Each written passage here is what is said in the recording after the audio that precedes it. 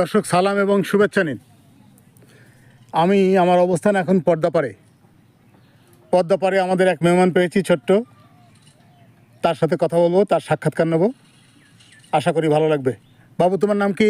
আলামিন হোসেন। আলামিন হোসেন। তোমার বাসা কোথায় বাবা? কোমরকান্দি। কোমরকান্দি তো এই বাঁধঝাড়ের পিছনের দিকে কোমরকান্দি না?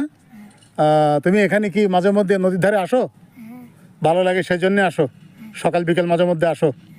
আচ্ছা আচ্ছা বাবা, এই যে এখানে মাছ ধরার একটি যন্ত্র দেখা যাচ্ছে, এইটার কি নাম? দুয়ার। এইটার নাম দোয়ার। এই দোয়ার কখন পাতে? সকালবেলা পাতে। সকালে পাতে। তোলে কখন? তোলে কালকে সকালে।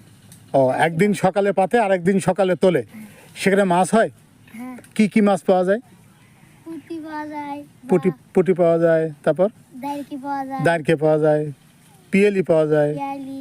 আচ্ছা, নানা রকম মাছ। নানান রকমের মাছ পাওয়া যায়। আচ্ছা আচ্ছা আচ্ছা, তুমি কোন ক্লাসে পড়ো বাবু? 3। কোন স্কুল? তোমার স্কুলের নাম কি? স্কুলের নাম কি? বিরাক। ব্রাক স্কুলে? ও আচ্ছা, ব্রাক স্কুলে পড়ো না? ব্রাক স্কুল পাশ করে তো হাই স্কুলে ভর্তি হবা।